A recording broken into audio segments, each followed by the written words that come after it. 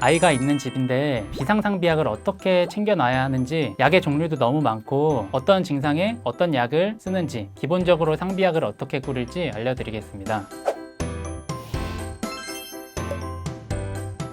아주 늦은 밤이나 새벽 같은 경우에 아이가 아플 때 집에 아무 약이 없다라고 하면 굉장히 당황할 수 있습니다. 그렇다고 응급실을 가기에는 약간 부담이 되고 약만 먹으면 조금 괜찮아질 것 같다는 생각이 들 때 굉장히 고민이 될 수밖에 없는데요. 약이라는 게 평소에는 필요성을 전혀 못 느끼다가도 한 번씩 꼭 필요한 순간이 있습니다. 그럴 때를 위해서 여러 종류의 상비약을 구비하고 계시는 것이 좋습니다. 기본적으로 해열제나 이제 이런 거 말고도 땀띠나 발진, 간단히 약만 있으면 해결될 경증 질환들이 많거든요. 그래서 그런 약들만 있어도 사실 밤에 편하게 잘 수 있고 응급실을 가지 않아도 되기 때문에 그런 경우에 대처할 수 있게끔 상비약을 구비해 두시는 것이 좋습니다. 그래서 뭐 꼭 먹는 약이 아니더라도 상처가 났을 때 아니면 다쳤을 때 소독하거나 아니면 바를 수 있는 연고라든지 이런 것들도 구비를 해 두시는 것이 좋습니다. 일단 체온계는 아이를 키우는 집이라면은 기본적으로 가지고 있을 거라고 생각이 되고요. 해열제의 경우에는 기본적으로 타이레놀과 브루펜 계통을 두 가지 구비해 놓고 계시면 충분합니다. 그거 외에도 열 냉각 시트가 있는데요. 이것은 냉장 보관한 다음에 사용을 하시면 효과가 더 좋고요. 해열제를 먹이면서 열 냉각 시트를 붙여주시면 훨씬 더 효과가 좋습니다. 정상 체온의 기준이라고 보는 것은 나이별로 약간의 차이가 있습니다. 나이가 조금 어린 경우에는 0세부터 2세, 이 나이 때는 36.4도에서 38도 정도, 그리고 3세에서 10세 정도는 36.1도에서 37.8도. 한마디로 어릴 때 태열도 있고 몸에 열이 조금 더 많은 상태이기 때문에 약간의 열이 더 높은 상태이긴 합니다. 그리고 귀, 항문, 구강, 겨드랑이 순으로 온도가 높은 편이기 때문에 약간의 차이가 날 수도 있다는 점을 알고 계셔야 됩니다. 해열제를 먹는 목적이 머리에 열이 나서 머리 내 신경 손상이 오지 않도록 하는 게 목적이기 때문에 38도가 넘어가는 경우에는 꼭 해열제를 먹이시는 것이 좋습니다. 일단 타이레놀의 경우에는 4개월, 그리고 맥시부펜은 6개월, 브루펜 계통은 1세 이상이라고 되어 있긴 합니다. 하지만 만 2세 미만의 경우에는 우선적으로 병원이나 약국을 방문하신 후에 해열제를 먹이시는 것이 더 좋습니다. 그리고 해열제의 용량에 대해서는 설명서에 몸무게나 나이에 따라서 권장 용량이 잘 나와 있기는 합니다. 몸무게를 아는 경우에는 나이보다는 몸무게에 맞춰서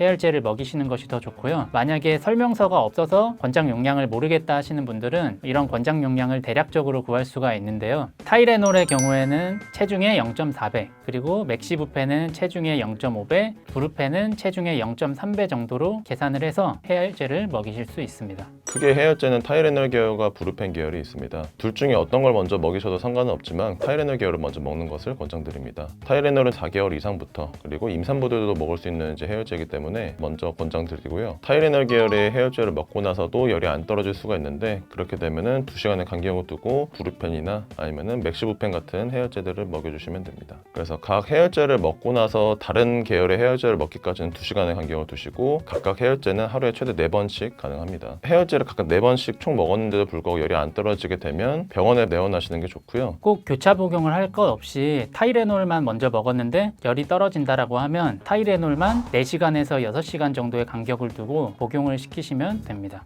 보통 아이들이 상처가 나게 되면 크게 3가지 단계를 거치는데요. 상처 부위를 소독을 하고 연고를 바르고 그 위에 수빈밴드 같은 것을 붙입니다. 소독 단계에서는 가장 많이 쓰는 것이 요즘은 포비돈 소포장으로 돼서 면봉에 묻어나오는 것들이 있는데, 그게 어린아이들도 쓸 수 있어서 가장 많이 사용이 됩니다. 조금 더 나이가 있는 아이들이라면 애니클렌처럼 뿌리는 형태가 직접적으로 상처에 닿지 않기 때문에 좀 더 소독에는 효과적입니다. 두 번째로 연고는 광범위 항생제 연고가 있으면 좋습니다. 너무 어린아이들 같은 경우에는 항생제 연고를 바르기가 좀 걱정이 된다고 하시는 분들은 스티모린이라든지 세솔크림처럼 아이들을 위해서 나온 염증 잡아주는 연고 같은 걸 써주시는 것이 좋습니다. 어떤 밴드를 붙이냐고 물어보시는 분들이 많은데, 약국 가면은 캐릭터 밴드를 되게 많이 팔거든요. 그런 1,000원짜리 밴드는 어떤 효용을 가지고 있다기보다는 잠깐의 지열, 아니면은 애기들 그냥 아프니까 아프지 말아라 라는 그냥 부적처럼 붙이는 느낌도 있고요. 진물이 좀 많이 나거나 피가 많이 나는 때는 수분 밴드 같은 것을 붙이는 것이 좋습니다. 우리가 잘 알고 있는 뭐 메디폼, 이지덤 신 같은 제품들도 있고, 하이드로콜로이드성의 성분들은 수분 밴드로서 이제 진물들을 많이 흡수해주기 때문에 그냥 일반 캐릭터 밴드 외에도 하나씩은 가지고 있으시는 것이 좋습니다.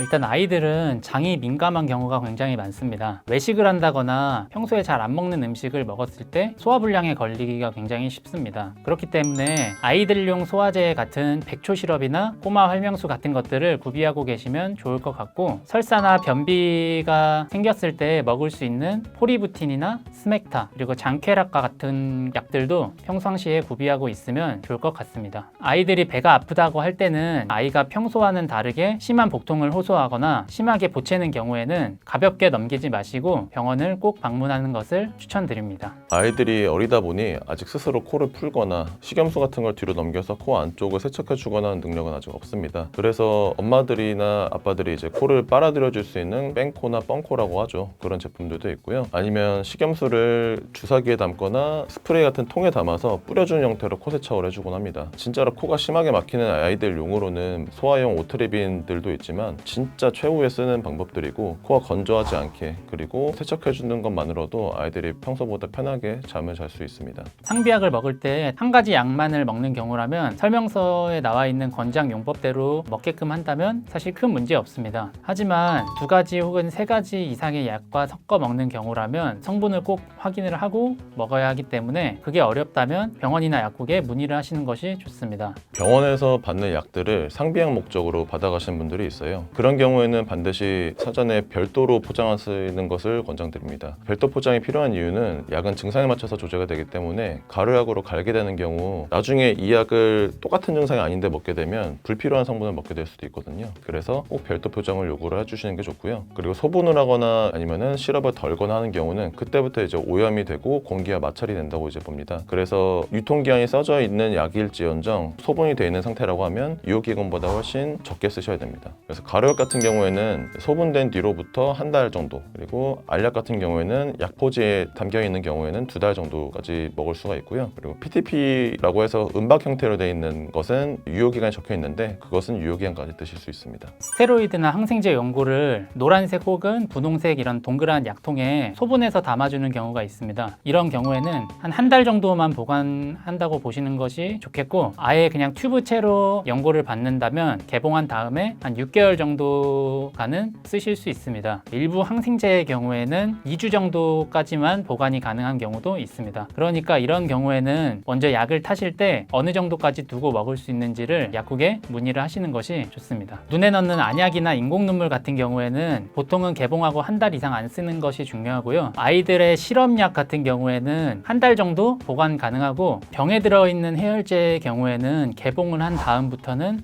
1달 정도 있으면 버리시는 것이 좋습니다. 그런데 큰 병을 사서 조금만 먹이고 나머지는 버리는 게 아까우신 분들은 밀리리터당 가격은 조금 더 비싸지만 소포장으로 낮게 포장되어 있는 해열제를 선택을 하시는 것이 오히려 경제적일 수는 있습니다. 비상상비약을 꾸릴 때 여러 가지를 다 잘 챙겨 넣는데 쓸 일이 없어서 나중에 열어보면 유통기한이 몇 년씩 지나서 버리게 되는 경우가 있습니다. 그럴 경우에 굉장히 아까운데요. 그렇게 버리고 나서 어차피 약을 잘 안 먹으니까 비상약통을 다시 안 꾸리시는 분들이 있거든요. 하지만 약이라는 게 언제 필요할지 모르는 거고, 필요한 순간에는 정말 중요한 것이기 때문에 약을 안 써서 버리게 되는 게 아깝다라고 생각을 하기보다는 그동안 건강했다라고 생각을 하시는 것이 좋을 것 같습니다. 아이들은 의사 표현력이 굉장히 떨어집니다. 배가 아파서 오는 건지 속이 불편해서 오는 건지 가려워서 오는 건지 모르잖아요. 그래서 항상 여러 가지 상비약을 구비를 해놓고 증상에 맞춰서 내가 대응할 수 있게끔 해놓으시는 것이 좋고요. 그리고 집에 여러 가지 상비약들을 구비해 놓는다고 해서 아이의 아픈 상황을 모두 다 치료할 수 있다고 생각을 하지 마시고, 아이의 상태가 안 좋아 보이거나 하면 꼭 병원에 내원하셔서 전문가와 상담을 받아보시는 것이 좋겠습니다.